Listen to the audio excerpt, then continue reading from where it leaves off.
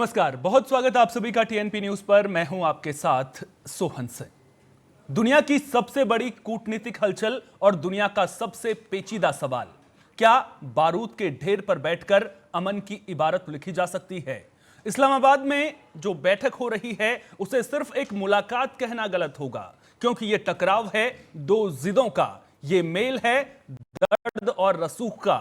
एक तरफ ईरान का वो गहरा अविश्वास है जो अपनों को खोने के गम से भरा है, तो दूसरी तरफ वॉशिंगटन की वो कठोर शर्तें हैं जो झुकने को तैयार नहीं। ट्रंप की सीधी ललकार और वेंस की मजी हुई रणनीति के बीच ईरान के प्रतिनिधि एक ऐसे जख्म के साथ मेज पर बैठे हैं जिसे दुनिया चाहकर भी अनदेखा नहीं कर सकती। सवाल सिर्फ एक समझौते का नहीं है, सवाल उन समुद्री रास्तों का भी है जहां से दुनिया की किस्मत तय होती है, और उन मासूमों का भी है जिनकी तस्वीरें आज भी जवाब मांग रही हैं। क्या ये कूटनीतिक बिसात किसी समाधान की ओर बढ़ेगी या फिर खाड़ी देशों की आग पूरी दुनिया को अपनी चपेट में ले लेगी? आज इसी मुद्दे पर करेंगे चर्चा, लेकिन पहले पेश है ये खास रिपोर्ट। मेज पर समझौता, मन में मलाल, फिर जंग या लौटेगी शांति, ये बड़ा सवाल। जेडी वेंस की सबसे कठिन डगर, बातचीत से बनेगी बात या बढ़ेगा जंग का डर? मिना का दर्द गालिबाफ के साथ मासूमों की याद में ईरान की बड़ी बात। भरोसा नहीं पर समझौते की चाह, गालिबाफ देख रहे हैं शांति की राह। ट्रंप की दो टूक, वेंस की सलाह, ईरान के लिए क्या शांति ही आखिरी राह? हथियारों की गूंज या अमन की मिसाल, छिड़ेगी जंग या सफल होगा कूटनीति का जाल? इस्लामाबाद में बातचीत की मेज सजी है, साथ ही बाहर धमकियों का दौर जारी है। दुनिया की नजरें इन दिनों इस्लामाबाद पर टिकी हैं, जहां आधी सदी की दुश्मनी खत्म करने के लिए अमेरिका और ईरान आमने सामने बैठे हैं। लेकिन क्या ये वाकई शांति की शुरुआत है या फिर किसी बड़े तूफान से पहले की खामोशी? मिनाब 168 विमान के पहिए जब इस्लामाबाद की जमीन पर थमे तो अपने साथ सिर्फ डिप्लोमेट्स नहीं बल्कि उन मासूमों की याद लेकर आए जिनकी मौत ने ईरान के जख्मों को हरा कर दिया है। ईरान के डेलीगेशन का नेतृत्व कर रहे मोहम्मद बाघेर गालिबाफ जब विमान से उतरे तो नजारा भावुक कर देने वाला था। विमान की सीट पर इंसान नहीं बल्कि बच्चों की तस्वीरें थी। ये उन 168 मासूमों की याद थी जो 28 फरवरी को मिनाब के एक प्राइमरी स्कूल पर हुए हमले में मारे गए थे। ईरान कह रहा है कि इस खून खराबे के पीछे अमेरिका और इजराइल का हाथ है। ईरान ने इस विमान का नाम ही मिनाब 168 रख दिया है, जो हर पल अमेरिकी डेलीगेशन को उस हमले की याद दिलाता रहेगा, जिसे अमेरिका जांच का विषय बता रहा है। गालिबाफ ने एक्स पर फोटो शेयर कर दुनिया को बता दिया कि वे बातचीत की मेज पर तो आए हैं, लेकिन अपने बच्चों का लहू भूले नहीं हैं। गालिबाफ ने एक्स पर लिखा, इस उड़ान में मेरे साथी। दूसरी तरफ हैं अमेरिकी उपराष्ट्रपति जेडी वेंस। वेंस के लिए ये मिशन किसी कांटों भरे ताज से कम नहीं है। वेंस पर इस वक्त पूरी दुनिया का दबाव है। उनके कंधों पर न सिर्फ अमेरिका के हितों की रक्षा का भार है, बल्कि सहयोगियों को ये दिखाने की चुनौती भी है कि वे एक मंझे हुए राजनेता भी हैं। वेंस जानते हैं कि अगर यहाँ से खाली हाथ लौटे तो घर वापसी पर राजनीतिक नुकसान बहुत बड़ा होगा। जेडी वेंस ने इस्लामाबाद जाते हुए ईरान को बड़ी चेतावनी भी दी थी। कहा था कि अगर ईरान नेक नियत से बातचीत करना चाहता है तो अमेरिका खुले दिल से मिलने को तैयार है।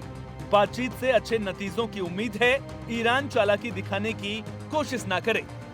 दूसरी तरफ डोनाल्ड ट्रंप भी अपने अंदाज में ईरान को चेतावनी दे रहे हैं, धमकी दे रहे हैं कि पीस डील नहीं हुई तो अमेरिका फिर से हमला करेगा।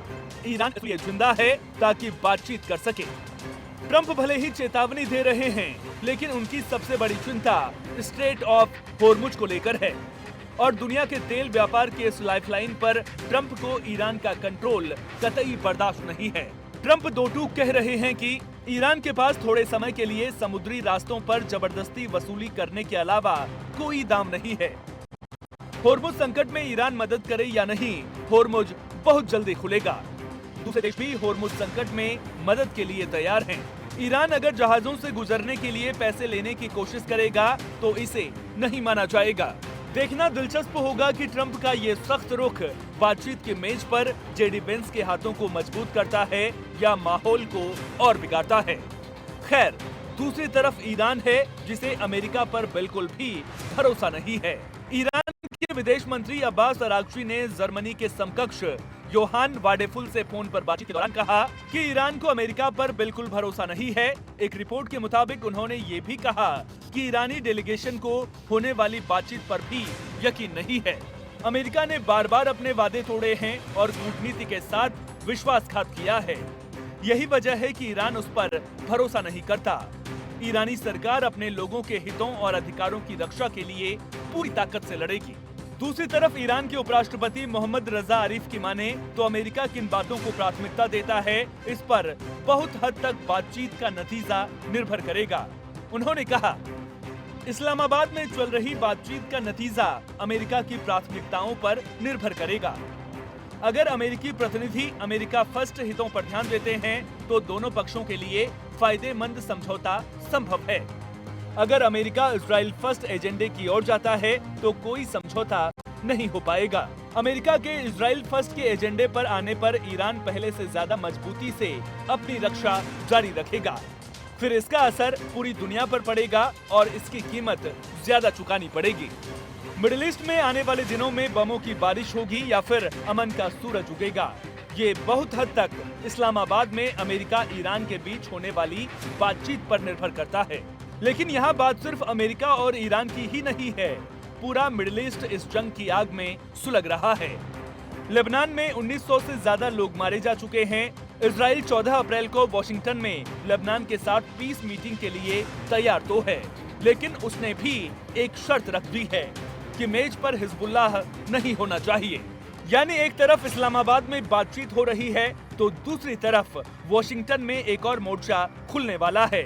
अशांति के इस दौर में कूटनीति के साथ साथ मिलिट्री ताकत का भी प्रदर्शन चरम पर है। एक तरफ ईरान कह रहा है कि उम्मीद है लेकिन भरोसा नहीं, दूसरी तरफ जेडी वेंस कह रहे हैं कि नतीजा चाहिए पर चालाकी नहीं चलेगी। सवाल बड़ा है कि क्या इन दो विरोधाभासों के बीच इस्लामाबाद की ये वार्ता क्या वाकई सीज फायर तक पहुंचेगी? क्या मिनाब के बच्चों का इंसाफ और होर्मुज का तेल संकट एक साथ सुलझ पाएंगे? दुनिया देख रही है कि क्या जेडी वेंस ट्रंप की धमकियों को हकीकत में बदल पाएंगे या ईरान का गुडविल वाला दांव अमेरिका को झुका देगा। शांति वार्ता की इस मेज पर सिर्फ दो देशों का भविष्य नहीं बल्कि ग्लोबल शांति का नया अध्याय लिखा जाना है। फिलहाल नजरें इस पीस मीटिंग पर टिकी हैं, जहां से निकलने वाली हर खबर दुनिया के शेयर मार्केट से लेकर युद्ध के मैदान तक हलचल पैदा करने वाली है। Special report TNP news.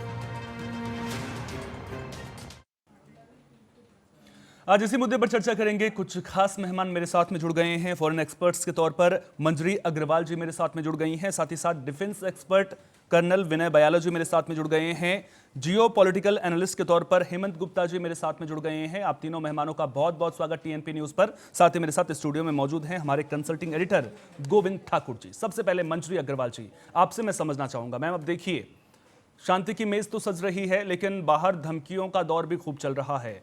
Donald Trump धमकी पर धमकी दे रहे हैं। जेडी वेंस भी ये कहते हुए निकले थे वॉशिंगटन से कि किसी भी तरह की चालाकी नहीं चलेगी। तो इसे विडंबना ही कहा जाएगा। एक तरफ शांति की बात हो रही है, किसी समझौते पर पहुंचने की कोशिश की जा रही है, लेकिन जिस तरह से धमकियां दी जा रही हैं वो क्या जेडी वेंस को कूटनीति के टेबल पर मजबूत करती हुई नजर आएंगी या फिर मुसीबत खड़ी होती हुई नजर आएगी? देखिए, वहां पर सारे लोग पहुंच तो गए हैं, लेकिन आप ये देखिए टेबल पे आया कौन। एक तरह से दूसरी जगह पाकिस्तानी मैसेज ट्रांसफर कर रहे हैं। फेस टू फेस तो आने का सवाल ही नहीं उठता। ईरान ने पहले ही शर्त रख ली है कि हमें यहाँ पर भरोसा नहीं है, ये ईरानियन साफ साफ कह रहे हैं। और अमेरिका जाना जाता है अपने किए हुए बातों को छोड़ करके दूसरी लाइन लेने के लिए। उन्होंने कहा है हिजबुल्लाह पे अटैक नहीं होना चाहिए। आप इजराइल फर्स्ट की पॉलिसी नहीं रख सकते। इजराइल हिजबुल्लाह पर अटैक कर रहा है, आप इस चीज को रुकवा दीजिए, हम बातचीत के लिए आने के लिए तैयार हैं। लेकिन ऐसा कुछ भी होता दिखाई नहीं दे रहा। आज सवेरे भी हिजबुल्लाह पर इजराइल ने अटैक किया और सिविलियन ठिकानों पे किया। ठीक है। दूसरी चीज, आज अमेरिकन काउंसुलेट के बाहर चूंकि जेडी वैंस आए हैं तो शिया आए थे पाकिस्तान के, जो अपने सुप्रीम लीडर के लिए शोक व्यक्त करना चाहते थे। उसके ऊपर, उन शियाओं के ऊपर पाकिस्तान और अमेरिका दोनों ने फायर खोल दिया है। अब ऐसे में आप देखिए, ईरान का डेलीगेशन, पिछली बार 3 मार्च को उनके ऊपर फायरिंग हुई थी, तो ईरान का डेलीगेशन इस समय वहां पर है। उस समय शियाओं के ऊपर फायरिंग हुई है। तो आपको लगता है एक ट्रस्ट कॉर्ड बन रहा है? भाई वो प्रदर्शन करते, कुछ भी करते, आपको बातचीत करनी है। आप $6 बिलियन ईरान को ऑलरेडी दे रहे हैं ताकि एक ट्रस्ट बिल्डअप किया जा सके। तो $6 बिलियन देने के बाद आपने शिया पे फायर कर दिया, ईरान किसको कंसिडर करेगा? फिर ऑलरेडी ईरान एक बैगेज लेके आ रहा है, अपने बच्चों की बैग लेके आ रहा है, उनकी तस्वीर लेके आ रहा है कि हम आ तो रहे हैं लेकिन हमारे पर एक बर्डन है। इसराइल भी यही कर रहा है कि भाई हमास ने जब अटैक किया था तो हमारे बच्चों के साथ क्या किया था। तो हर जना तो अपने बच्चे लेकर के घूम रहा है वहां पर। तो बातचीत के लिए एक कंड्यूसिव एटमॉस्फेयर मुझे बनता हुआ अभी फिलहाल नहीं दिखाई दे रहा। जेडी वैंस इसमें क्या कर सकते हैं? फायरिंग जो कर दी और उसमें जो लोग घायल हुए हैं, वो एक एडिशनल पैकेज है, एडिशनल बैगेज है इन लोगों के ऊपर। तो उन जेडी वैंस के ऊपर दबाव बनाने से कुछ नहीं होगा। अमेरिका को ट्रस्ट दूसरी तरह से दिखाना होगा। और जिस तरीके से शहबाज शरीफ वैंस के आगे चल रहे थे, वो एक कोई भी एक एंटोराज जा रहा होता है, कारकेड जा रहा होता है, उसके आगे एक जो मोटरसाइकिल चलती है ना खाली रास्ता कराने के लिए, तो उस तरीके से तो एक्ट कर रहा पाकिस्तान। तो आप ये भूल जाइए, और पाकिस्तान ने इस फायरिंग में साथ भी दिया है। तो पाकिस्तान के कहने पर ईरान कुछ समझ जाएगा और ईरान नमी दिखाएगा, इससे कुछ नहीं होने वाला। ईरान की पोजीशन अगर आप देखते हैं, $6 बिलियन रिलीज हो गए अमेरिका की तरफ से। हॉर्मुज से पास होने वाले हर शिप से वो 2 मिलियन ले रहा है। तो उसका जो लॉस हो रहा है वो रिकवर हो रहा है। ओके, उसके जो फ्रैक्शंस हैं वो आगे तक लड़ने के लिए तैयार हैं। उसके पास स्टॉक पाइल है, इस तरह की जंग के लिए वो पहले से तैयार था। जो उसके पास पैसे आ रहे हैं उससे वो कैस्पियन सी के थ्रू रशिया से रिफिल ले लेगा, वरना नॉर्थ कोरिया वाया रशिया उसको रिफिल दे देगा। कुछ लोग चाइना की बात कर रहे हैं, बट चाइनीज वेपन को मैं डाइसी मानती हूँ और वहीं पर रखूंगी। तो आप ये देखिए कि वो अपने जो स्कूल के बच्चे हैं उनको फॉरवर्ड रख रहा है। उसके पास पैसे भी आ गए हैं। उसके पास अभी तक हॉर्मुज खुला था जिसके ऊपर ईरान ने अपनी पकड़ नहीं बनाई थी। अब उसके पास मजबूत पकड़ है हॉर्मुज के ऊपर, वर्ल्ड चोक पॉइंट पे। कमजोर तो यहाँ पर अमेरिका पोजीशन है, और जितने भी अमेरिकन बेसेस हैं उन पे अटैक हुआ। कई जनरल्स ने रिजाइन किया। तो उथल पुथल वहां पर हो रही है। और दूसरी चीज आपको देखने वाली ये है कि जो ये इनके यहाँ ऑयल लॉबी थी, वो डेमोक्रेट्स के प्रेसिडेंट बनाती थी, वो एक्टिवेट हो गई है। और इस समय अमेरिका के अंदर ये चल रहा है कि ट्रंप को सत्ता से हटा दिया जाए, क्योंकि ट्रंप की पॉपुलैरिटी काफी लो हो गई है। तो ऑयल लॉबी को कुछ तो ऐसी चोट पहुंची है जो अमेरिका में वो एक्टिव हो गए हैं ट्रंप को हटाने के लिए। और जितनी भी फाइनेंशियल, देखिए एक चीज होती है सामरिक बढ़त, तो वो मुझे अमेरिका की दिख नहीं रही है। और दूसरी होती है जो यहाँ पर इस समय आप मॉनेटरी हेल्प देख रहे हैं, वो उससे जो है ईरान मजबूत हुआ है। तो अब वैंस के सामने एक बहुत डिफिकल्ट सिचुएशन है कि मॉर्निंग आफ्टर के साथ वो किस तरीके से ईरान से डील करेगा। जी बिल्कुल, नजरें इसी बात पर हैं कि अब डील किस तरह से होगी। क्या आने वाले दिनों में भी पाकिस्तान मैसेंजर की तरह ही नजर आएगा? क्योंकि अगर पाकिस्तान मैसेंजर की तरह नजर आता है तो फिर भूमिका को लेकर के सवाल भी खड़े होते हुए नजर आते हैं। फिर पाकिस्तान में दोनों देशों के प्रतिनिधियों को आने की जरूरत ही क्या थी अगर आपको बीच में पाकिस्तान को मैसेंजर ही बनाना है? सामने टेबल पर कब बैठेंगे, ये बड़ा सवाल है। फिलहाल जिस तरह की तस्वीर, जिस तरह का सूरत हाल बनता हुआ नजर आ रहा है, क्योंकि साफ तौर पर कह दिया है ईरान ने, साफ तौर पर क्या कह दिया है कि जब तक लेबनान पर हमले जारी रहेंगे तब तक सीधी बातचीत नहीं हो सकती है। विनय बयाल जी, आपसे मैं समझना चाहूंगा, क्या इन परिस्थितियों में जो 14 तारीख को वॉशिंगटन में इजराइल बातचीत करने के लिए तैयार हो गया है लेबनान के साथ में, लेकिन वहां पर भी उसकी शर्त है कि हिजबुल्लाह टेबल पर नहीं होना चाहिए, तो क्या अब ये मीटिंग तभी सफल हो पाएगी जब वहां पर कुछ कंक्लूजन निकलता हुआ नजर आएगा? देखिए, सबसे पहले तो अगर आपकी वहां पर आपके बारे में बात करें तो देखिए सिचुएशन बहुत ज्यादा कॉम्प्लेक्स है। ये हमें जो ऑपरेशन सिंदूर हुआ था, हम दो देश थे, पाकिस्तान और इंडिया, और हम वन टू वन बात हो गई। पाकिस्तान ने कहा और इंडिया ने मान लिया, लेकिन यहाँ पर इतने ज्यादा लोग इन्वॉल्व हैं, अभी जो इन्वॉल्व है सिचुएशन बहुत ज्यादा कॉम्प्लेक्स है। अच्छा, पहले तो अनेकों देश इन्वॉल्व है। लड़ाई एक्चुअली तो इजराइल और ईरान की है। अमेरिका भी ईरान की तरफ से ही वहां है। तो इस ईरान इजराइल का डेलीगेशन डायरेक्टली वहां नहीं है, लेकिन वहां पर इजराइल के लोग नहीं है, लेकिन इजराइल परोक्ष रूप से उसकी मौजूदगी है, क्योंकि हम तो कंडीशन इजराइल के साथ डिस्कस करने के बाद ही पूरा होगा। एक तो ये बात हुई, दूसरी बात हुई कि जो ईरान है और अमेरिका है, इनकी दोनों की टर्म्स एंड कंडीशन अभी तक बड़े रिजिड है। अलग अलग तरह की न्यूज अलग अलग चैनल से आ रही थी कि हमने ईरान ने बोला हमारे एक्सेस को डिक्रीज करें, तो सवेरे खबर आई कि अमेरिका ने इसको मान लिया है, लेकिन शाम को खबर आई कि अमेरिका ने इस डिक्रीज एक्सेस को नहीं माना है। इनफैक्ट अमेरिका ने अभी तक ईरान की किसी तरफ को नहीं माना है। मुझे ये लगता है कि ये जो बातचीत चल रही है, इसमें कोई बहुत बड़ा ब्रेक थ्रू मैं नहीं देखता हूँ। ऐसा कुछ बड़ा ब्रेक थ्रू इन वार्तालाप होगा। मुझे ये लगता है कि ये बात तीसरा एक्सटेंड होगा, और तीसरा होने के बाद ये डेलीगेशन बिना किसी बड़े ब्रेक थ्रू के ये पहुंच जाएंगे। तीसरा की मियाद और बढ़ेगी, हो सकता है बढ़ जाए, और स्पीच ये बातों का दौर चलता रहेगा। तो जहां तक बातों की है कि अमेरिका क्या कह रहा है, हमने आपकी चैनल में पहले भी कहा था, देखिए जब व्हाइट चल रही थी अभी बैक चैनल बातें हो ही रही थी। ये बात हो रही है उन बैक चैनल की बातों का ही रिवर्सल के तौर पर। तो ये जो है, मैं इसको आज तारीख में ये कोई रिजल्ट बड़ा ब्रेक थ्रू मैं नहीं देख रहा हूँ, जब तक कि दोनों ही तरफ ईरान और अमेरिका जो है भी स्थिति अपनी पोजिशन को थोड़ा सा हल्का करें। जहां तक लेबनान की बात है, लेबनान के बारे में हमने पहले भी कहा था कि इजराइल हर युद्ध में अपने फैसले को बदल सकते हैं। इजराइल का जो मोटिव है वो लिटरली लेबनान को स्वीकार करना, ताकि वहां से जो रोके उनका रेट कम हो जाएगा, तो रेट कम होने से ज्यादा फायर नहीं कर पाएंगे। उसका सामरिक उद्देश्य पूरी तरह से ये है।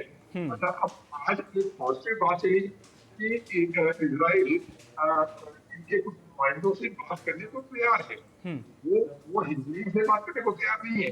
तो कुल मिला के देखें, सिचुएशन बहुत ही कॉम्प्लेक्स है, इसमें बहुत प्लेयर्स है, पूरा 10 जीसीसी कंट्रीज इसमें इजराइल है, अमेरिका है, ईरान है, कुछ पीछे चाइना और रशिया है। इतनी कंट्रीज इन्वॉल्व है, तो कोई डायरेक्ट आउटकम निकल पाना मुझे नहीं लगता है। लेकिन पॉजिटिव चीजें जो यही लग रही है, सबसे पहली बात है कि चलो दो देशों में हम बात करने का तय किया, कुछ समय के लिए सीज फायर डिसाइड किया, अब जिससे वर्ल्ड को जो एनर्जी क्राइसिस है उससे कुछ रिलीफ मिली है, और ये बातें आज और कल पाकिस्तान में हो रही है, और वो ये सीज फायर एक्सटेंड होगा, वार्तालाप का दौर चलेगा, एक राउंड चलेगा, दो राउंड चलेगा। सिचुएशन में एक दिन की बातचीत से किसी रिजल्ट पे पहुंचना वो बहुत वार्षिक नहीं है।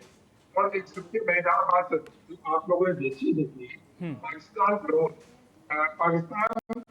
को अपना हंसी दिलाने का उनको मौका मिलना चाहिए। तो मेरे मुनीर साहब जब ईरानी डेलीगेशन के लिए गए तो वर्दी में गए, अपने फील्ड मार्शल की यूनिफॉर्म में गए, यह दिखाने के लिए हम एक बड़े ताकतवर इस्लामिक रास्ते हैं। और शाम को जब वो वेस्ट को लेने गए, सूट में गए, हम भी बड़े वेस्टर्नाइज कल्चर वाले लोग हैं, और हमको के सामने वर्दी पहन के चले जाए, तो ये कुछ बेवकूफ लोग हैं और जो ये कर रहे हैं इससे जो है पाकिस्तान को लगता है शायद जाते जाते उनको पैसा दे जाएंगे। तो कहने का मतलब कुल मिलाकर सिचुएशन कॉम्प्लेक्स है।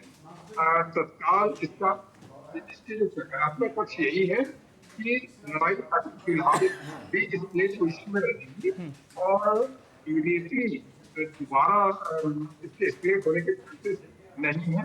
और होल वर्ल्ड भी सारा दिन अल जजीरा से लेकर CNN सारे चैनल्स को स्टडी करते हैं, नोट्स बनाते हैं। वर्ल्ड के बेस्ट जियोपॉलिटिकल एक्सपर्ट जो है प्रेडिक्शन देने के उसमें नहीं। बिल्कुल। हेमंत गुप्ता जी भी मेरे साथ में बने हुए हैं। हेमंत जी, आपका एनालिसिस क्या कहता है? अब पाकिस्तान में दोनों देशों का डेलीगेशन तो पहुंच गया है, लेकिन क्या ये बातचीत जो फिलहाल मैसेंजर के थ्रू हो रही है वो किसी नतीजे पर पहुंचती हुई आपको नजर आ रही है? और जब अगर टेबल पर दोनों आमने सामने बैठते हैं, क्योंकि फिलहाल उस तरह की स्थिति बनती हुई नजर नहीं आ रही है, ईरान की ओर से शर्त रख दी गई है कि जब तक लेबनान पर हमले रहेंगे इजराइल के तब तक बातचीत नहीं होगी। जब सामने बैठेंगे, अगर बातचीत की टेबल पर बैठते हुए नजर आएंगे, तो फिर मैं आपसे ये समझना चाहता हूं कि किसके पास कौन सी गोटियां हैं, किसका पलड़ा आपको भारी नजर आ रहा है, कौन थोड़ा सा कमजोर पड़ रहा है? क्या जो होर्मुज स्ट्रेट वाला ईरान का दांव है वो कहीं ना कहीं डोनाल्ड ट्रंप को ज्यादा परेशान कर रहा है, वहां पर अमेरिका की फजियत होती हुई ज्यादा नजर आ रही है? तो हेमंत जी से दोबारा संपर्क साधने की कोशिश करेंगे। ऑडियो में तकनीकी खराबी की वजह से अभी उनसे संपर्क नहीं हो पा रहा है। दोबारा उनसे संपर्क साधने की कोशिश करेंगे। हमारे कंसल्टिंग एडिटर गोविंद ठाकुर जी यहां पर मेरे साथ में मौजूद हैं। गोविंद जी, आपसे समझना चाहूंगा किसका पलड़ा सर भारी नजर आ रहा है, और साथ ही साथ में यह भी आप बताइएगा कि पाकिस्तान अब देखिए आबाधाबी में मीडिएटर की भूमिका में आता हुआ जरूर नजर आ रहा है, लेकिन अब देखिए वो अपनी ग्लोबल छवि को सुधारने की कोशिश करता हुआ जरूर नजर आ रहा है। लेकिन जिस तरह के जहरीले बयान ख्वाजा आसिफ के आए थे, वो भी उसकी जो नफरत है उसके सबूत भी देते हुए नजर आए थे। तो कहीं पाकिस्तान ने बड़ी मुसीबत तो मोल नहीं ले ली है, क्योंकि अगर यहां से समाधान नहीं निकलता है तो फिर पाकिस्तान पर भी बैकफायर कर सकता है ये। सोहन जी, मैं थोड़ा सा इस मामले में कुछ अलग ही नज़रिया अभी के लिए थोड़ा सा कम समय के लिए बता रहा हूँ कि पाकिस्तान के जो मीडिएटर की भूमिका है या पोस्टमैन की भूमिका जो हम लोग कह रहे हैं, इसमें थोड़ा सा आप देखिए कि आखिर पाकिस्तान ने चाहे जिस कारण से हो, चाहे जिसकी मदद से हो या ट्रंप की मदद से हो, दोनों को टेबल पर तो बैठा दिया है। इस्लामाबाद में 30 सदस्यीय टीम जो है अमेरिका की वो पहुंच चुकी है, बातचीत हो रही है। एक तरह से डायरेक्ट अभी आमना सामना तो हुआ नहीं है, लेकिन अलग अलग जो मीटिंग है वो दोनों तरफ से चल रही है।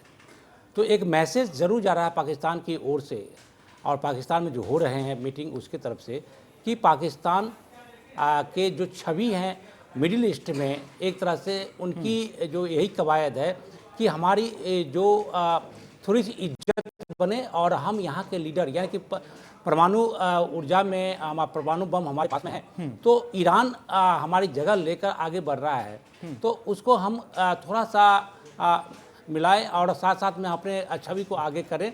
और निश्चित तौर पे कि अमेरिका का पूरा बर्दाश्त है और अमेरिका के इशारे पर ही सारा काम कर रहा है। ईरान के इशारे पर ईरान के लिए कुछ नहीं काम कर रहा है। जो अमेरिका की तरफ से कहा जाता है उसे ही पोस्टमैन की भूमिका में उसे सरपास कर जाता है। लेकिन सोहन, मेरा यही मानना है कि जो भी हो, आखिर इस्लामाबाद में 2 देशों के प्रतिनिधियों को तो बुला लिया, तो ठीक है, अच्छी बात है, बातचीत हो, आगे बढ़े। और आगे मैं ये बताना चाहूँगा कि इसका जो हम कह रहे हैं कि बातचीत कर रहे हैं कि भविष्य क्या होगा, तो भविष्य अभी सामने है, क्योंकि दोनों तरफ से जो अपने अपने एजेंडे थमाए गए हैं उसमें किसी की भी बात को मानने के लिए दोनों देश तैयार नहीं है। आप देखिए, क्या अमेरिका कभी भी ईरान के उस 10 प्रस्ताव को मान लेगा जिसमें ये कहता है कि लिखित हमको गारंटी दे, मुआवजा दे, हमारे पर जो बैन है वो हटा ले, जो हमारे परमाणु संवर्धन है उसको जारी रखने के लिए इजाज़त दे दे? तो ये सारी बातें हैं जिसको कि अमेरिका कभी भी आगे बढ़ के इसको स्वीकार नहीं करेगा। तो दूसरी तरफ जो आप अमेरिका के भी जो 15 सूत्रीय जो एजेंडे थमाए गए हैं उसमें भी इस तरह की बातें कही गई कि आप सबसे पहले हर मुझ पर अपना दबाव को छोड़िए, साथ ही साथ अपने जो परमाणु कार्यक्रम है उसको छोड़िए। तो इस तरह से ये दोनों के तरफ से जो मुद्दे उठाए गए हैं, सबसे बड़ा विलेन इस टॉक में, इस वार्ता में यही है, जिद और भरोसे का नहीं होना। और इसके तीसरा जो पहलू है वो है इजराइल। इजराइल कभी भी नहीं चाहता है कि अमेरिका सेफ एग्जिट करके इस युद्ध से बाहर निकल जाए, क्योंकि अमेरिका के बल पर ही एक तरह से आप देखें सोहन, तो इजराइल अभी इतना दादागिरी कर रहे हैं और लेबनान के नाम पे, और चाहे इजराइल पे चाहे उनके आसपास जितने भी देश है जो ईरान के समर्थक हैं उन पर बमबारी कर रहा है। अब एक तरफ जब इस्लामाबाद में दोनों देशों को प्रतिनिधि बातचीत कर रहे हैं तो लेबनान पर आप आग उलग रहे हैं। आप देखिए आज के डेट में कितने वहाँ पर नरसंहार किए गए हैं। तो ठीक है कि लेबनान के तरफ से भी अटैक किए गए हैं। तो ये जो बातचीत जारी है उसमें एक हडल है। हडल कौन पैदा कर रहा है? इजराइल कर रहा है। इजराइल चाहता है कि किसी भी हालत में अमेरिका हमारे साथ रहे, जिससे कि हमारा पल्ला भारी रहे। और यही हाल यूएई की भी है। यूएई भी नहीं चाहता है कि अमेरिका यहाँ से हटे और फिर ईरान के जो कोप भाजन है हमारे मिडिल ईस्ट में, जो जहाँ पर भी अमेरिकी सहानुभूति के देश हैं उनको भोगना पड़े। तो इस तरह ये जो टॉक है, हमें इसकी भविष्य तो हमें दिखाई नहीं पड़ रहा है। हाँ, लेकिन एक जरूर है कि अगर दोनों देश यहाँ आए हैं तो हो सकता है इसकी सबसे बड़ी कामयाबी यही हो सकती है कि जैसे 14 दिन का अभी समय दिया गया है सीज फायर का, हो सकता है कि कुछ समय और बढ़ा दिया जाए और एक और मीटिंग आगे के लिए रख दिया जाए। यही सबसे बड़ी बात हो सकती है। लेकिन उससे पहले मुझे नहीं लग रहा है कि आज ही मीटिंग हो और आज ही उस पर समझौता हो जाए। और इतनी जल्दी तो हो ही नहीं सकता। हाँ, लेकिन हो ही नहीं सकता। बड़ा सवाल यहाँ पर यह भी है कि टाइम बाय करने की जरूरत किसको है यहाँ पर? क्या ईरान को टाइम बाय करने की जरूरत है, या फिर जिस तरह से अमेरिका हुर्मुज पर फंसता हुआ नजर आया उसको टाइम बाय करने की ज्यादा जरूरत पड़ती हुई नजर आ रही है? हेमंत जी, इजराइल का जिक्र अभी गोविंद जी ने किया, क्या आपको मेरी आवाज मिल रही है सर? हेमंत जी, आपसे मेरा सवाल यह है कि अब देखिए, जब अगर टेबल पर बैठते हैं, सामने बातचीत होती है, तो अब ईरान भी तो यही कह रहा है कि अगर अमेरिका फर्स्ट के तहत आप चलोगे तो समझौते की उम्मीद है, इजराइल फर्स्ट आपने कर दिया तो वो फिर नुकसानदायक होगा। अब क्या अमेरिका इजराइल की नाराजगी को मोल लेगा यहां पर? क्योंकि इजराइल तो चाहता नहीं है कि इस तरह के हमले रुके यहां पर। देखिए, अगर हम इस पूरे ग्लोबल एरिया पे देखें, सेक्टर पर है, पहली बात तो ये है कि जो वास्तव हो रही है उसमें इजराइल शामिल नहीं, जबकि उसका होना बहुत जरूरी था। चूंकि इजराइल आईडीएफ ने ही मारा था ईरान की लीडरशिप, अमेरिका ने नहीं मारा था। तो ईरान के साथ जो टॉक हो रहा है उसमें तो पहली बात है कि अमेरिका सेफ एग्जिट चाहता था, इसलिए उसने बहाना बनाया और पाकिस्तान को इन्वॉल्व करके उससे एग्जिट का रास्ता बनाया ताकि दुनिया में उसकी शाख और धाक दोनों बनी। पहली बात। दूसरी बात यह है कि जिस तरीके से $6 बिलियन की जो प्रॉपर्टी उन्होंने कहा कि भाई हमारा वो रिलीज कर दीजिए, तो अमेरिका उस शर्त पर माना, लेकिन अमेरिका कहना है कि लेबनान इस समझौते में आगू नहीं, इसलिए इजराइल को हम नहीं रोक सकते। अब चूंकि हमें जेडी वेंस आए का फर्स्ट के लिए और ईरान का डेलीगेट क्या वो ना ईरान फर्स्ट, यहाँ तो फिर ईगो क्लैश कर रहा ना, वो एक दूसरे पर फेथ नहीं कर पा रहे। अब फेथ नहीं करने की पिछले बार भी समझौता हुआ तो ईरान पर अटैक हो गया था। तो ईरान किसी भी कीमत पर अमेरिका को फेथ नहीं करेगा। अब तीसरी बात पे आइए कि जब ये टॉक चल रही है तो पाकिस्तान का जो प्रधानमंत्री है वो अभी पहुंच चुके हैं और वो एक मिलिट्री टुकड़ी के साथ वो स्ट्रेटेजिक डिफेंस पार्टनर्स कॉरिडोर बनाने से आ रहे हैं। अब अमेरिका चाहता है कि वो पाकिस्तान जो है उसको हम इस जगह का लीडरशिप बना दें और वो सऊदी अरब के साथ मिलकर के वो काम कर रहा है। अब ये चाहता है कि हम पूरे इस मिडिल ईस्ट का एक गारंटर के रूप में पाकिस्तान को जाना जाए, वो प्लीज करने सऊदी अरब है ताकि सऊदी अरब उसको ना मांगे। अब सवाल ये उठता है कि एक तरफ आप मीडिएटर के रोल कर रहे हैं, हालांकि आप मीडिएटर है नहीं, मीडिएटर किसको कहा जाता है? मीडिएटर वो किसको कहा जाता है जो दोनों पक्ष के बीच में दोनों पर दबाव डाले कि भाई आपको ये बात मानना पड़ेगा, पर पाकिस्तान की औकात है नहीं। तो पाकिस्तान कर क्या रहा है? पाकिस्तान चाह रहा है कि बस हम इन दोनों के बीच में एक रोल किसी तरह प्ले कर ले और अपनी जगह बचा ले, क्योंकि इकोनॉमिकली उसके है नहीं, तो ये सारे मिडिल ईस्ट कंट्री से उसने भीख मांग रखी है, तो वो किसी तरह प्लीज करने में लगा है। अब तीसरा बस देखिएगा इसराइल को, उसको पाकिस्तान पर ट्रस्ट है नहीं, क्योंकि वो इसराइल पर प्रेशर डाला कि आप लेबनान पर अटैक रोकिए, और लेबनान पर जो अटैक हो रहा है उसको जो 30% हिजबुल्लाह है वो कौन है? वो कौन है? वो हुती है, शिया है। अब वो ईरान नहीं चाहता है कि उस पर अटैक, तब वो अटैक रुकेगा नहीं, ईरान मानेगा नहीं। और अगर अमेरिका इस बात को रोकना नहीं इसराइल को, तो हॉर्मुज स्ट्रेट खुलेगा नहीं। अब हॉर्मुज खुलेगा नहीं तो पूरे वर्ल्ड में इकोनॉमिकल क्राइसिस के साथ पेट्रोलियम और एनर्जी सेक्टर एकदम हाई लेवल पर चला जाए, इतना ज्यादा प्राइस एस्केलेट करेगा कि पूरी दुनिया का प्रेशर इन लोगों के ऊपर होगा। तो ऐसी कंडीशन आप बताएं कि हम ईरान फर्स्ट देखें या अमेरिका फर्स्ट देखें या इजराइल फर्स्ट देखें, ये त्रिकोणीय मीटिंग में है। अब ये मीटिंग किसी भी रूप में सफल होता हुआ नहीं दिख रहा। ये हो सकता है कि बीच का रास्ता निकालने के लिए और 14 दिन को एक्सटेंड कर लिया, लेकिन फिलहाल अभी ऐसा कोई रास्ता उनको नजर नहीं आ रहा है। हालांकि अमेरिकी राष्ट्रपति ने जेडी वेंस को भेजा है और अपने दामाद को भेजा है कि भाई आप जाइए और वहां पर ये मैटर कर लीजिए, क्योंकि वो जो जेरेड कुशनर है उनके दामाद हैं, और मध्य एशिया के जो दूत है वो स्टीव विटकॉफ है। जबकि जेडी वेंस के बारे में आपको बता दें कि वो किसी समय में ट्रम्प के विरोधी थे, तो इसलिए उनको फेथ के लिए भेजा गया कि भाई ट्रम्प के विचारधारा से अलग है, तो ईरान उसको प्रेशर दे करके मीटिंग में आना संभव तय किया वो और इस्लामाबाद पहुंचे। लेकिन अभी भी ट्रस्ट नहीं, क्योंकि अमेरिकन नीति पर उनको ये कभी कहते कुछ है करते कुछ और है। तो मुझे ये त्रिकोणीय नीति में अभी ये बात सफल होते हुए नजर नहीं आ रही। विनय बयाला जी भी यहाँ पर मेरे साथ में जुड़े हुए हैं, उनसे भी दोबारा संपर्क साधने की कोशिश करेंगे। हेमंत जी मेरे साथ में यहाँ पर जुड़े हुए हैं। हेमंत जी, किस उम्मीद के साथ में ईरान का डेलीगेशन यहाँ पर पहुंचा है? भरोसा नहीं है, लेकिन समझौते की चाह ही ईरान को यहाँ पर खींच करके लाई है, और इसी वजह से क्या ये माना जाए कि अब जो जंग है वो उसका स्वरूप दोबारा देखने को नहीं मिलेगा, क्योंकि अमेरिका भी पूरी तरह से बैकफुट पर नजर आ रहा है? बिल्कुल, आप बिल्कुल सही असेसमेंट कर रहे हैं, क्योंकि अमेरिका देखिए वर्ल्ड पावर होते हुए भी यहाँ पर वो क्या, और आज अमेरिकी राष्ट्रपति घर में भी उनके अगेंस्ट में इम्पीचमेंट भी लाने की कोशिश हो रही है। और दूसरी बात है कि वो इजराइल को इसलिए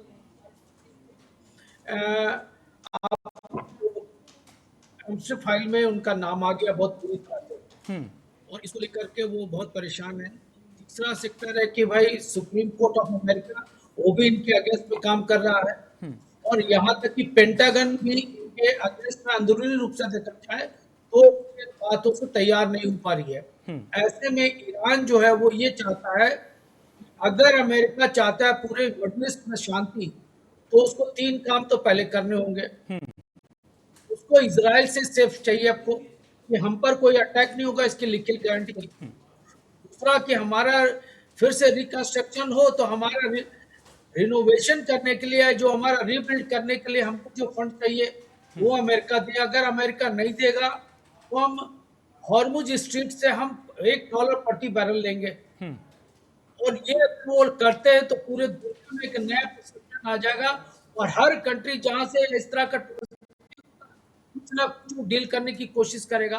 तो इससे अगर अमेरिका इसको नहीं बचाता है तो अमेरिका की साख और धाक खत्म होगी। अमेरिका इसी साख और धाक को बचाने के लिए जेडी वेंस को भेजा, और अब चूंकि ईरान इसी के बाद अपना पूरे मुद्दे को सॉल्व करना चाहता है, वो चाहता है कि उसका जो फ्रीज हुआ प्रॉपर्टी उसको भी छोड़ दिया जाए। और दूसरी बात वो चाहता है कि अगर वो सफल कर लेता है या इसमें सफल हो जाता है तो पूरे मिडिल ईस्ट में उसकी धाक बन जाएगी। इस्लामिक कंट्रीज के बीच में वो अपनी धाक बनाना चाहता है। तो ऐसे में अमेरिका ऐसे सेफ गार्ड चाहता है, इसके लिए वो उसने पाकिस्तान को चुना और उसने सऊदी अरबिया के साथ उसको लगाया। लेकिन अब सवाल उठता कि अगर ये टॉक सफल नहीं होती है तो पाकिस्तान को फिर से नुकसान होने वाला ईरान के साथ।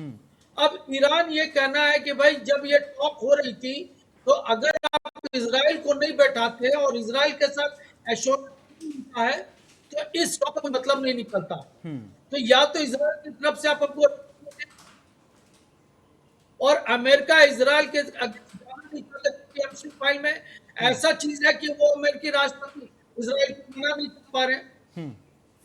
आप इससे कैलकुलेट कर सकते सिंपली कि अमेरिका एक्सेप्ट एग्जिट डोर खोज रहा है और वो चाहता है कि ईरान की बातों पर माने, इसलिए ईरान का जो कॉन्फिडेंस लेवल है बहुत हाई है और वो चाहता है कि उसके स्टेज पर आके, उसके लेवल पर, प्लेटफॉर्म पे आके अमेरिका इस समझौते में कुछ ऐसी बात करे जिससे कि उसकी बात विन विन सिचुएशन हो जाए। और वो विन विन सिचुएशन होने से ईरान को फायदा होगा, ईरान नए शक्ति के रूप में वर्ल्ड स्टेज पर अपना एक स्थान बना लेगा। बिल्कुल, बहुत यही ही तो सिचुएशन है। बिल्कुल, बहुत ही गंभीरता से आपने इस सिचुएशन को हमें समझाया है। हेमंत जी, आपसे मैं एक चीज और यहां पर समझना चाहूंगा, क्योंकि अब मैंने इससे पहले भी जिक्र किया था इजराइल फर्स्ट का। ईरान की ओर से कहा जा रहा है कि अगर अमेरिका इजराइल फर्स्ट की नीति पर चलता है, इजराइल को सामने रख करके बातचीत करता हुआ नजर आता है, तो फिर समझौते की गुंजाइश ही नहीं बनती है। अब जिस तरह के इजराइल फर्स्ट के आरोप अमेरिका पर लग रहे हैं, क्या मुस्लिम देशों में इस तरह के आरोप, क्योंकि आपने अभी मुस्लिम देशों का जिक्र किया, तो क्या इस तरह के आरोप मुस्लिम देशों में अमेरिका को अलग थलग तो नहीं कर देंगे? देखिए, जब अमेरिका एक प्लेटफॉर्म पे आकर के चाहता है कि किसी भी तरीके से कॉम्प्रोमाइज हो जाए, और दूसरे तरफ अमेरिका ईरान को सफल देश बताता है, मूर्ख लोग बोलते हैं, कभी आप बास्टर्ड बोल देते हैं, कभी आप पागल बोल देते हैं, तो इस तरह से जो मजाक उड़ा रहे हैं, वो ईरान की जो पोजीशन है इस्लामिक कंट्रीज के बीच में, जो छोटे छोटे कंट्रीज हैं, उनके बीच में एक जगह बन रही है कि अगर कोई दुनिया में अगर हमको आज के बाद बचाएगा तो ईरान बचाएगा। और अमेरिका की स्ट्रेटेजी है कि जो भी मुस्लिम कंट्रीज जो इंडिपेंडेंट है उसको यूनाइट करके पाकिस्तान के साथ जोड़ दिया जाए। बताइए आज के दिन की क्या जरूरत थी पाकिस्तान को सऊदी अरब में एक कॉरिडोर बनाने का, डिफेंस कॉरिडोर बनाने का। अब ट्रम्प कहते हैं कि अगर बातचीत सफल नहीं हुई तो अमेरिका इस प्रोग्राम को रीसेट करने के लिए तैयार है।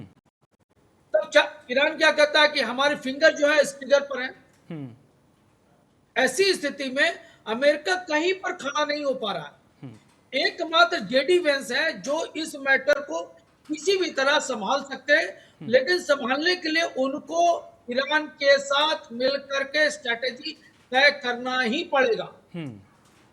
बिल्कुल, ईरान के साथ मिलकर के, अगर तय ईरान के साथ मिलकर के स्ट्रेटेजी बनानी पड़ेगी, लेकिन वर्ल्ड वॉर की तरफ ईरान मानेगा या नहीं मानेगा ये भी बड़ा सवाल है। क्योंकि मुझे याद है जब पिछली बार 12 से 14 दिनों की लड़ाई हुई थी, उसके बाद बातचीत की मेज पर कोशिश की गई थी आने की, उसी दौरान फिर हमला कर दिया गया था। बैलिस्टिक मिसाइल प्रोग्राम को लेकर के ईरान का साफ तौर पर यह कहना था कि हम उसे सीमित नहीं कर सकते हैं। न्यूक्लियर एनर्जी की जब बात आती है तो ईरान कहता है कि हम अपने हितों के लिए कर रहे हैं, दूसरे को उससे किसी तरह का कोई खतरा नहीं है। मंजरी जी, क्या आपको मेरी आवाज मिल पा रही है? जी मंजरी जी, अब आपसे मैं समझना चाहता हूं यहां पर जेडी वेंस के लिए यहां पर कैसे उनके लिए एक अग्नि परीक्षा ये है, ये मैं आपसे समझना चाह रहा हूं। क्योंकि अगर बातचीत सफल नहीं होती है तो फिर उनकी राजनीतिक छवि को नुकसान पहुंचता हुआ नजर आता है। साथ ही साथ में किसे माना जाए उनके लिए सफल समझौता? क्या बातचीत के बाद लिखित समझौता होना बेहद जरूरी है? और अगर जेडी वेंस ये कर पाते हैं किसी तरह से, जिसकी जो अभी गुंजाइश है वो बेहद कम नजर आ रही है, तो फिर मंजे हुए राजनेता के तौर पर उभर कर सामने आएंगे वो। लेकिन बहुत बड़ी अग्नि परीक्षा उनके लिए ये जरूरी नहीं है कि वैन सारे समझौते आज कर लें। ये सबको मालूम है कि इस समय टेम्परामेंट सबका हाई है, और आज जो फायरिंग हो गई है ईरान को ये भी हर्ट कर रहा होगा। तो प्रेशर है वैंस के ऊपर, बट हर जना ये एक्सपेक्ट कर रहा है कि राउंड 2 के लिए अगर हमें कंड्यूसिव सिचुएशन मिल जाए। देखिए, जो अगर फेस टू फेस नहीं आना था, ओके फाइन, तो वहां जाने की क्या जरूरत थी? तो देयर इज समथिंग जो कैमरे के से पीछे वहां पर अमेरिका और ईरान में 1-to-1 कनेक्शन हो रहा होगा। हर चीज कैमरे के सामने हो ये जरूरी नहीं है। तो ये जो प्रिपरेशन मुझे दिख रही है वो राउंड 2 के लिए दिख रही है। राउंड 1 में सबको मालूम है कि घटनाएं इस तरीके की हो गई है तो कि ये कंक्लूड नहीं करेगी, एक बड़ी कंड्यूसिव मीटिंग नहीं होगी। पर दोनों देश के रिप्रेजेंटेटिव इस समय एक भूमि पर है और वो वहां पर बैक चैनल्स ओपन किए होंगे, जिसके कारण राउंड 2 होगा और वहां पर काफी सारी चीजें डेवलपमेंट की ओर जाएंगी। जो ट्रंप ने एक स्टेप लिया है $6 बिलियन अनफ्रीज करने का, ये ईरान के लिए एक अच्छा संदेश है। सेकेंडली, हॉर्मूज पे उसका कब्जा है। बीच में बात की जा रही थी कि जितने आइलैंड हैं ईरान के, उनको हम एक तो बॉम्ब करने के बाद फिर उनको पूरी तरह से तहस नहस नहीं किया गया। तो दैट मीन्स अमेरिका भी नहीं चाह रहा कि ईरान को बहुत ज्यादा नुकसान हो। वो कुछ स्ट्रेटेजिक ऑब्जेक्टिव्स लेकर के चल रहा है कि आप अपना न्यूक्लियर वेपन ना डेवलप कर पाए। अब देखिए वो क्यों जरूरी है। किंग जो उनको लेते हैं जो नॉर्थ कोरिया के तानाशाह जिन्हें कहते हैं, बट कंट्रोवर्शियल रखती हूं मैं उसे, वो न्यूक्लियर संपन्न है। तो अमेरिका साउथ कोरिया में बैठ के भी उनको छू नहीं सकता। अगर ईरान न्यूक्लियर संपन्न हो जाता है, वो इसराइल पे अटैक करता है नहीं करता है, बट वो इनविंसिबल हो जाता है। और ईरान का इनविंसिबल होना ना इसराइल चाहता है ना अमेरिका चाहता है। तो अभी जो है इस समय, अच्छा एनरिचमेंट में आप देखिए, जब इन्होंने इस्फहान की उस ये कह लीजिए फैसिलिटी के ऊपर किया था, तो सबसे पहले रशिया ने अपने इंजीनियर्स निकाले थे। तो इसके पीछे कहीं ना कहीं रशियन इंजीनियर्स हैं। कैस्पियन सी से ईरान लगातार रशिया के कनेक्शन में है। अमेरिका रशिया की विरोधता का विरोध 2022 से कर रहा है। आज तक वो जो है लड़ाई चल रही है, नॉन कंक्लूसिव है और अभी तक चल रही है।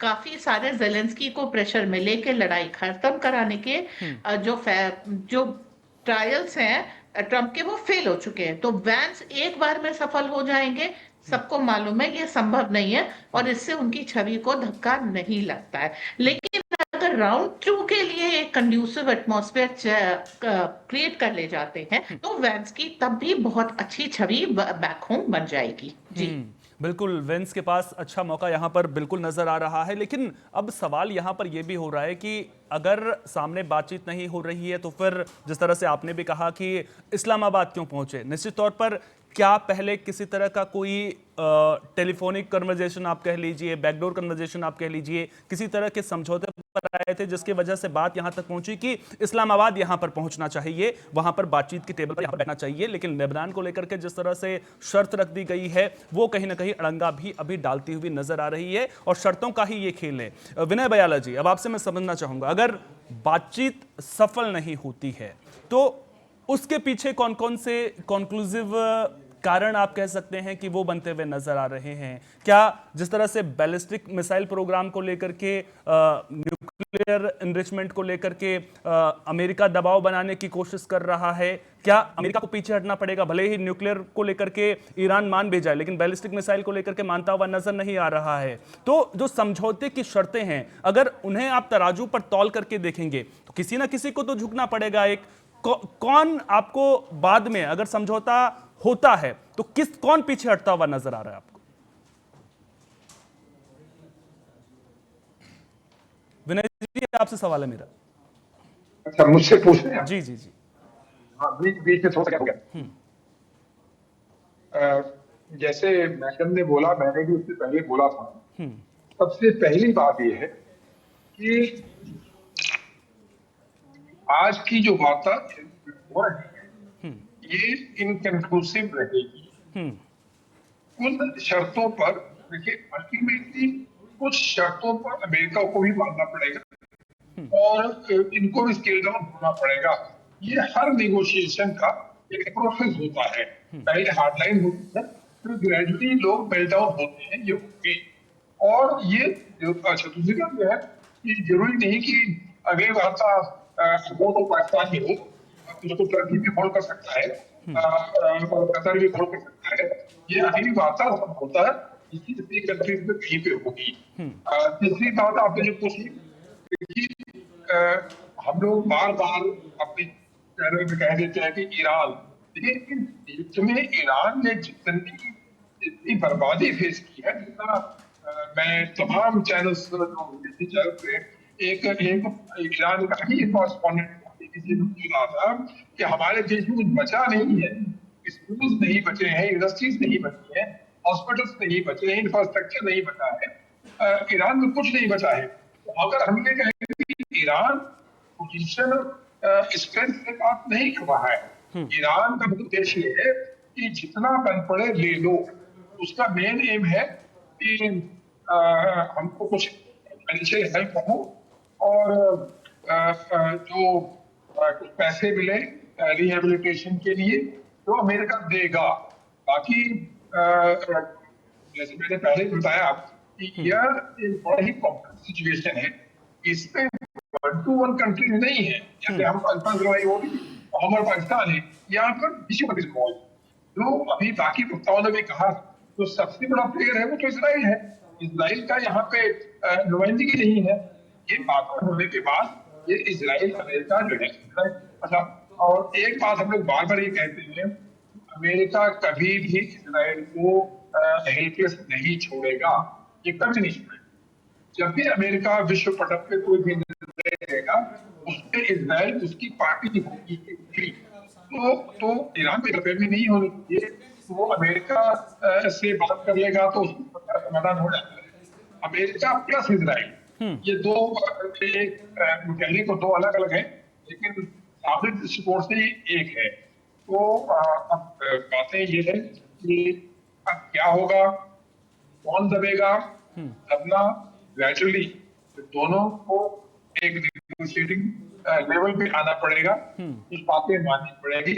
मुझे लगता है कि अमेरिका दो बातें जो है, इनको फाइनेंशियल हेल्प अमेरिका के लिए कोई बड़ी इशू नहीं है, और दूसरा लेबनान, मुझे लगता है कि इजराइल को अमेरिका ये मना लेगा कि इजराइल लेबनान में फिलहाल जो है जहां तक होता है वहां तक अभी रह जाए और उसके आगे अब हैमरिंग लेबनान की ना करे। तो ये कुछ पॉजिटिव चीजें होंगी।